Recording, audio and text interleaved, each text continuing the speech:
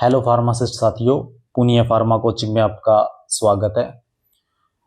आज आपके साथ अपन राजस्थान फार्मासिस्ट की जो वैकेंसीज आज तक निकली हैं वो किस आधार पर निकली हैं, क्या सिलेक्शन प्रोसीजर था और क्या रूल्स थे, वो आपके साथ डिस्कस करते हैं। शायद आज तक कुल फार्मासिस्ट की 5 वैकेंसीज राजस्थान में निकली है 2011 के बाद, परमानेंट और कॉन्ट्रेक्चुअल।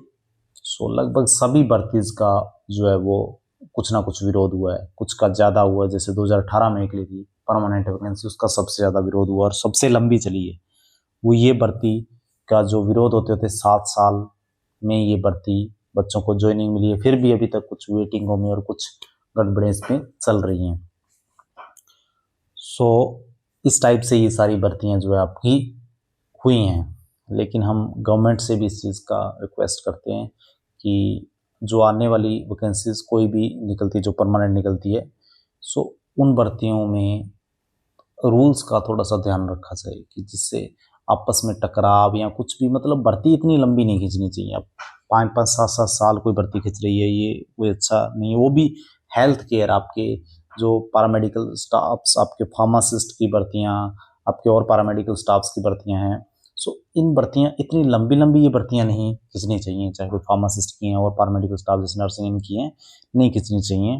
सो इस चीज़ का गवर्नमेंट को ध्यान रखना चाहिए। रूल्स इस आधार पर बने कि बिल्कुल विरोध कम से कम हो, क्योंकि आज तक जितनी भर्ती हुई लगभग सभी में ही ये विरोध जिला है। चाहे वो एग्ज़ाम परसेंटेज का हो, चाहे कॉन्ट्रेक्चुअल क्यों निकाली उसका हो, चाहे फार्मेसी में डी फार्मा बी फार्मा का आपस में क्लैश होता है कि उनके मार्क्स में डिफरेंस होता है। ये भी तभी होता है जब आपकी भर्तियाँ मेरिट पे निकलती हैं।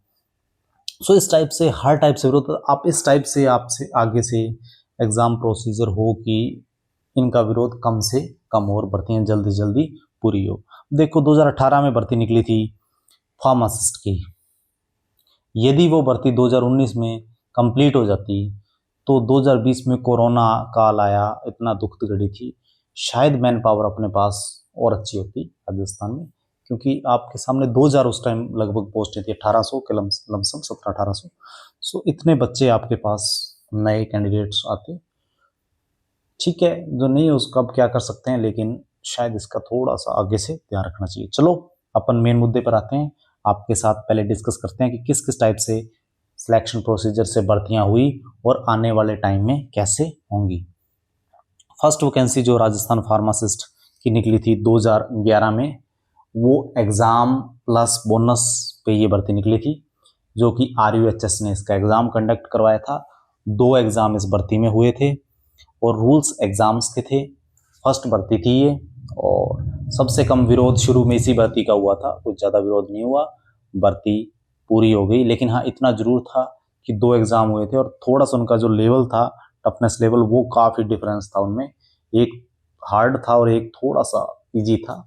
सो नॉर्मलाइजेशन और वो चीज़ें में थोड़ा सा उनका विरोध हुआ था, लेकिन बाकी ये भर्ती जल्दी से कंप्लीट हो गई और इसमें फ्रेशर्स, कॉन्ट्रैक्चुअल सभी को जो पोस्टिंग है वो मिली। उसके बाद सेकंड वैकेंसी जो निकली वो 2013 में निकली, जो कि मेरिट प्लस बोनस पर निकली। जो कॉन्ट्रैक्चुअल बच्चे रह गए थे लगे कॉन्ट्रैक्चुअल वाले, वो बच्चों को इस भर्ती में जॉब मिल गई और इसके जो रूल्स थे वो चेंज हो गए एग्ज़ाम से मेरिट में। और इस भर्ती का उस टाइम तो जब भर्ती निकाली तो ठीक है, फॉर्म फिल हुए, लेकिन उसके बाद इसका बहुत बड़े स्तर पर विरोध होने लगा, क्योंकि डी फार्मा बी फार्मा के मार्क्सों में भी डिफरेंस आता है, अलग अलग सब्जेक्ट्स हैं, लेवल भी अलग अलग है, और फिर यूनिवर्सिटीज़ भी काफ़ी डिफरेंस हो गया। आज तो बहुत ज़्यादा, उस टाइम तो फिर कुछ कम था, आज तो अलग अलग यूनिवर्सिटीज़ आपकी, ये नहीं है कि सभी बच्चे RUHS से ही कर रहे हैं, अलग अलग यूनिवर्सिटी वाले हैं, अदर स्टेट्स वाले यहाँ आपके चेंज करवा रहे हैं अपना काउंसिल में, यहाँ के काउंसिल में रजिस्टर करवा रहे हैं। तो इस टाइप से काफ़ी रोल होता है। बाकी फिर सेशनल मार्क्स का भी बहुत बड़ा इसमें रोल होता है, क्योंकि जो आपका डी फार्मा का कैंडिडेट्स है उसको जो मार्क्स होते हैं उनमें और बी फार्मा वाले में बहुत अंतर हो जाता है। और सेशनल मार्क्स जो बच्चे को कॉलेज वाले देते हैं उसमें भी जो आप गवर्नमेंट कॉलेज से जो बच्चे कर रहे हैं तो गवर्नमेंट वाले बिल्कुल ध्यान से मार्क्स देंगे। जो बच्चे को उनको लगता है कि हाँ ये आगे इतने मार्क्स ला सकता है, उसी को ही वो 17, 18, 16, 20 में से देंगे। और फिर प्रैक्टिकल्स में भी इन जो आपके मार्क्स उनका पूरा ध्यान रखा जाता है। मैं हर प्राइवेट कॉलेज का नहीं कहता, लेकिन कुछ प्राइवेट कॉलेज में ऐसा होता है कि वो बड़े धड़ल्ले से मार्क्स जाते हैं और सेशनल 20 में से 20, फिर प्रैक्टिकल्स में खूब, तो उनके जो परसेंटेज है वो आपके 70+, 80+ तक चले जाते हैं। ठीक है, 70+ तो नॉर्मली अच्छा पढ़ने वाला बच्चा भी ला सकता है, लेकिन जिस हिसाब से आप देखो कि कोई एक बिलो एवरेज बच्चा है और वो 80+ मार्क्स ला रहा है, तो वो थोड़ा सा सोचने वाली बात हो जाती है। फिर उसका वो जो आपका सिलेक्शन प्रोसीजर है उसमें गड़बड़ी आने के चांस बहुत ज़्यादा हो जाते हैं। इसलिए रूल्स चेंज किए एग्जाम से मेरिट, लेकिन विरोध बड़े स्तर पर हुआ। इन्होंने 2016 में कॉन्ट्रेक्चुअल भर्ती निकाल दी एग्जाम प्रोसेस से, ताकि जो एग्जाम वाले चाहते थे बच्चे उनको इस भर्ती में लग जाएं। लेकिन अब जो बच्चे एग्जाम से चाहते थे उन्होंने ये विरोध भी किया कि भर्ती तो आप परमानेंट की जगह कॉन्ट्रेक्चुअल निकाल रहे हो। लेकिन ठीक है, उनको था, एग्जाम दिया, लगे, ज्वाइन भी कर लिया। फिर उसके 1.5 साल के बाद इन्होंने भर्ती निकाली 2018 में एग्जाम प्लस बोनस पर। रूल्स चेंज हो गए मेरिट से एग्जाम के। ठीक है, फिर ये भर्ती के जो रूल्स चेंज हुए और फिर इसका एग्जाम डेट जो इन्होंने निकाली वो फरवरी 2019 में निकाली।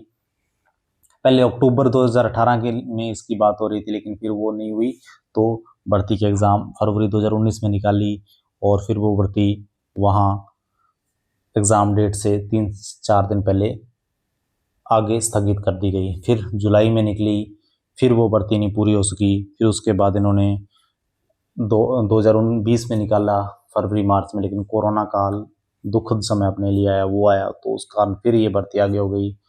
फिर अक्टूबर के लमसम फिर एग्ज़ाम डेट आई, बच्चों ने तैयारियां फिर शुरू कर दी एग्ज़ाम की, लेकिन फिर कुछ दिन पहले आपकी भर्ती आगे होती है। और आगे क्या होती है, भर्ती रद्द ही हो जाती है, भर्ती रद्द हो जाती है। उसके बाद फिर भर्ती लगभग 1-1.5 साल के बाद भर्ती का नोटिफिकेशन जारी होता है 2022-23 वाला, कि भर्ती जो है वो उसके रूल्स चेंज कर दिए हैं और जो भर्ती है वो मेरिट प्लस बोनस पे होगी। ठीक है, अब इसमें एक चीज जरूर देखने वाली थी जो सबसे मेन है इस वीडियो का भी। हर बार भर्ती चेंज होती है एग्जाम से मेरिट, मेरिट से एग्जाम, लेकिन इस बार ये चीज हुई है कि भर्ती में रूल जो है वो एग्जाम के चेंज नहीं किए इन्होंने किया one time change to merit. ये एक बड़ी इस वीडियो का जो मेन हमारा मोटिव है वो यही था कि वन टाइम चेंज इन्होंने किया ओनली। वन टाइम चेंज होकर ये भर्ती मेरिट पे जरूर निकली है, लेकिन रूल्स अभी भी एग्जाम्स के हैं।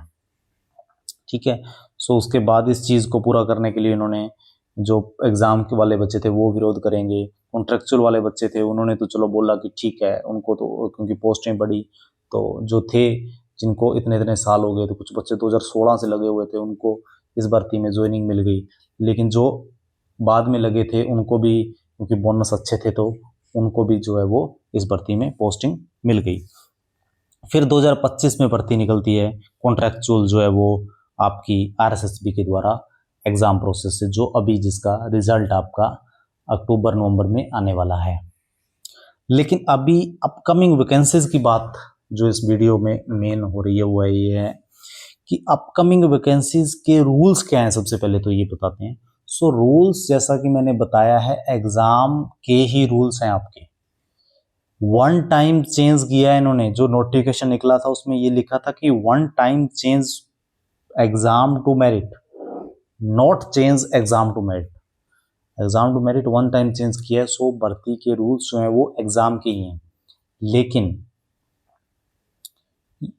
कहीं भी चलो अपन उस बात को इतना वीडियोस में इतना डायरेक्टली नहीं कह सकते, लेकिन कुछ भी किया जा सकता है। जैसे पिछली भर्ती थी, एग्जाम की भर्ती निकली हो और एंड टाइम पे वो भर्ती रद्द भी हो जाए और परसेंटेज पे हो जाए, ऐसा कुछ भी हो सकता है। तो इस चीज़ का ग्रांटेड कुछ नहीं है, लेकिन हाँ इतना जरूर हम ये कह सकते हैं कि रूल्स एग्जाम्स के हैं। और जैसा पिछली भर्ती में काफ़ी बड़ी संख्या में विरोध भी हुआ था जो परसेंटेज पर निकली थी, और जो कि भर्ती 2018 से 25 में जाके पूरी हुई है, और 2013 और 23 में बहुत डिफरेंस हो गया। अब तो 25 चल रहा है। उस टाइम 2013 टाइम इतना ज़्यादा फर्जीवाड़ा नहीं था, आज फर्जीवाड़ा खूब धड़ल्ले से हो रहा है।